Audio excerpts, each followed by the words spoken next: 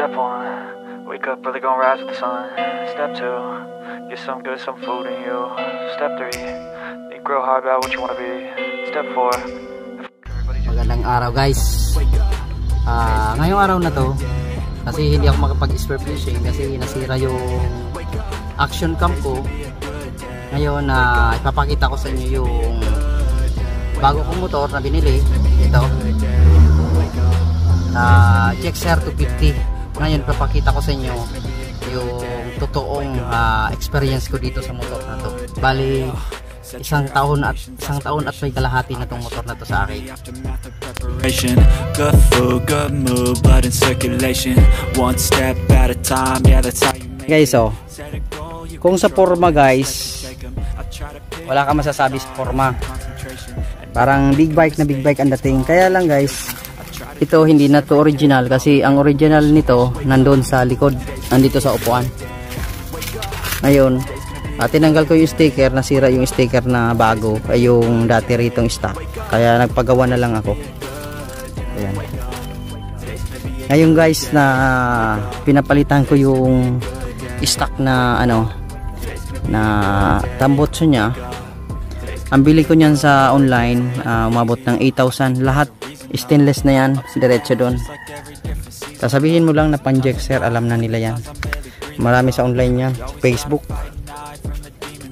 Ayan guys, head full of flies, so here come the clouds. They'll never stop unless I can swap all the bad for the good in my head when I'm lost. Yeah, so I'ma fake it till I make it.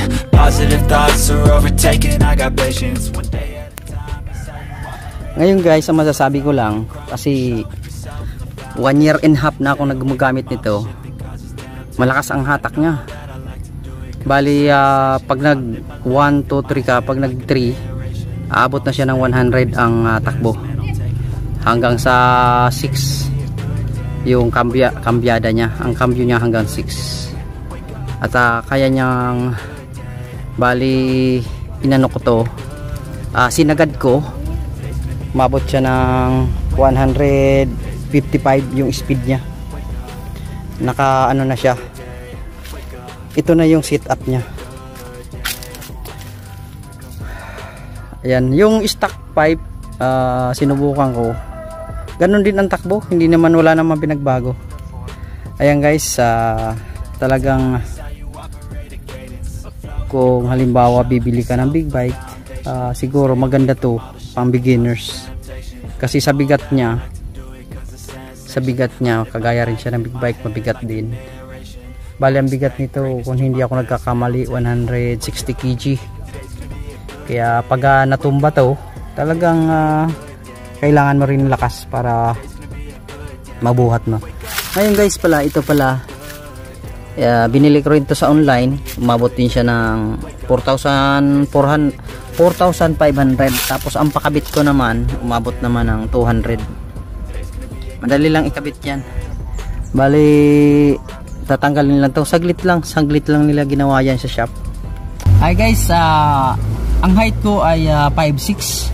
Ngayon nakatsinilas ako, susubukan kong paanda rin to.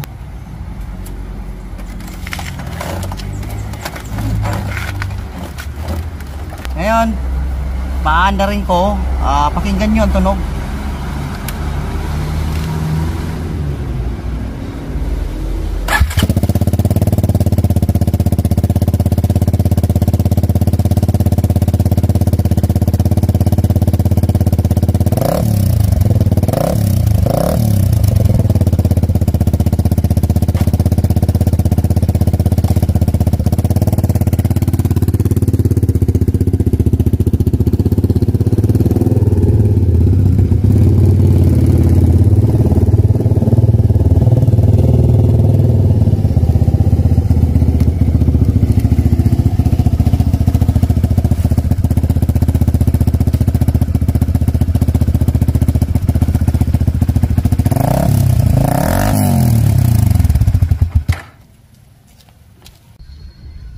Mga idol, magsha-shoutout ako.